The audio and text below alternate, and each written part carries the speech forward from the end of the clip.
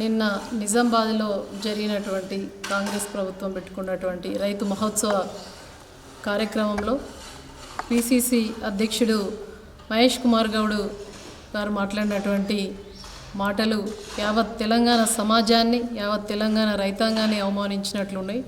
వారు మాట్లాడినటువంటి మాటలు ఏదైతే ఉందో, ఆంధ్ర వాళ్ళు తెలంగాణ వాళ్ళకు వ్యవసాయం నేర్పినటువంటి మాటలు ఇలా తెలంగాణ సమాజం అంతా కూడా మరి అవమానించినట్టు మాట్లాడుతూ ఉన్నారు. ఇంకా కూడా ఈ కాంగ్రెస్ నాయకులు మరి ఆంధ్ర పాలకుల మన్ననలు పొందాలని చెప్పేసి ప్రాకులాడడం అనేది నిజంగా కూడా సిగ్గుసేటుగా భావిస్తూ ఉన్నాం. ఆనాడు తెలంగాణ రాష్ట్రం కోసం కొట్లాడితే సమైక్యాంధ్రులకు తొత్తులుగా మారి వాళ్ళ యొక్క కాళ్ళొత్తినటువంటి ఈ నాయకులు ఇవల్ల కూడా మరి తెలంగాణ రాష్ట్రంలో మేము పరిపాలిస్తున్నామనే యొక్క సోయి కూడా మర్చిపోయి మరి తెలంగాణ రాష్ట్రం అన్న సోయి కూడా మర్చిపోయి మాట్లాడుతూ ఉన్నారు. దీన్ని తీవ్రంగా కూడా మా లక్ష్మీపూర్ గ్రామం అభ్యుదయ గ్రామం, మరి ఇక్కడ అభ్యుదయ రైతులు ఉంటారు, వారందరి పక్షాన కూడా ఖండిస్తూ ఉన్నాం. ఎందుకంటే 1000 ఏళ్ళ చరిత్రలోనే 1000 ఏళ్ళ కిందనే దక్కన్ భూమిలో మరి వరి పండించినటువంటి ఘనత తెలంగాణ చరిత్ర అని చెప్పేసి తెలుసుకోవాలి. ఇది ఏంటంటే అసలు కర్మ మన తెలంగాణకు ఏం కర్మ పట్టిందంటే అసలు ముఖ్యమంత్రికి తెలంగాణ చరిత్ర కానీ తెలంగాణలో వ్యవసాయం గురించి కానీ అవగాహన లేనటువంటి ఈ యొక్క కాంగ్రెస్ ప్రభుత్వం రావడం అనేది నిజంగా కూడా మరి ఇది నవ్వుకోవాలో మన యొక్క కర్మన మన అదృష్టం అనేది అర్థమైతలేదు. ఎందుకంటే వ్యవసాయం అట మరి ఆంధ్రులు మనం నేర్చుకున్నామనే మాటలు మరి తీవ్రంగా మేము అందరం కూడా ఖండిస్తూ ఉన్నాం. వీరు ఏదైతే ఆనాడు తెలంగాణ రాష్ట్రం కోసం అడ్డుపడ్డారు, మన కేసీఆర్ సార్ ఒక మాట చెప్తూ ఉంటారు ఎప్పుడైనా కూడా, తెలంగాణ ప్రజల మీద ఎవరికి ప్రేమ ఉంటుందంటే బీఆర్ఎస్ పార్టీకి తప్ప ఏ పార్టీకి కూడా తెలంగాణ అంటే ప్రేమ ఉండదు అని చెప్పేసి ఏదైతే వాళ్ళు మాట్లాడినరో, కేసీఆర్ సార్ చెప్పినటువంటి మాటలు ఇవాళ అక్షర సత్యంలాగా కనబడతా ఉన్నాయి.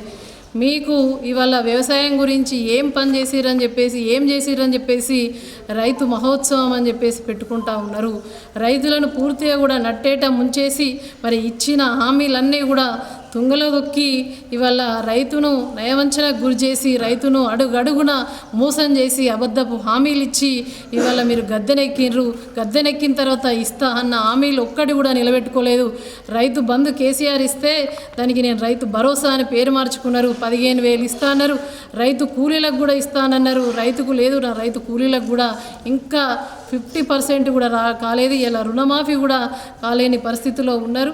అసలు నీళ్లు చక్కగా ఇయ్యలేరు. ఇవాళ ఎక్కడికక్కడ సెంటర్లలో వడ్లు కొనే పరిస్థితి కూడా లేదు. కొన్ని సెంటర్లలో అయితే మరి ఐకేపీ కొంటలేదు అని చెప్పేసి మా సారంగపూర్ మండలంలో చూస్తే ఆడ కోనపూర్లో ఐకేపీ సెంటర్ బంద్ చేసిరట, సొసైటీ సెంటర్ బంద్ చేసిరట. అంటే రైతుల మీద ఏమాత్రం కూడా చిత్తశుద్ధి లేదు. మొన్నటి వరకు పక్కన ఉన్నటువంటి నర్సింగపూర్, వంజరపల్లి, వెల్లోతి గ్రామాలలో పంటలు పుట్టదశకు వచ్చిన తర్వాత ఎండిపోయే పరిస్థితిలో ఉంటే అక్కడ ఉన్నటువంటి మరి అధికారులతోటి మాట్లాడి అక్కడ తూము ఓపెన్ చేపించి మరి ఒక చెరువును నింపడం జరిగింది. కేసీఆర్ ఉన్నప్పుడు మండు టెండర్లో కూడా మత్తడు దుంకినటువంటి చెరువులో నీళ్లు ఇయ్యాల ఎండిపోతే మళ్ళీ అధికారుల చుట్టూ తిరిగి మరి మేమందరం కూడా బతిలాడుకుంటే ఇలా హైదరాబాద్ లాంటి ప్రాంతానికి కూడా నీళ్లుండి కూడా నీళ్ళు ఇవ్వలేని దౌర్భాగ్య పరిస్థితిలో ఇలా కాంగ్రెస్ ప్రభుత్వం ఉన్నది. అవగాహన లేనటువంటి మనకు ముఖ్యమంత్రిగా ఉండడం నిజంగా కూడా దురదృష్టం. మీరు ఏం పని చేసిరని చెప్పేసి ఇవాళ రైతు సదస్సులు పెట్టిరని చెప్పేసి మేము అడుగుతా ఉన్నాం. మీ ఆర్భాటాల కోసం వచ్చి ఇవాళ హెలికాప్టర్లో వస్తే ప్రకృతి కూడా కన్నెర్ర చేసింది. ప్రకృతి కూడా మీకు సహకరించలేదు. మీరు రాగానే అక్కడ ఉన్నటువంటి స్వాగత తోరణం కూలిపోయింది.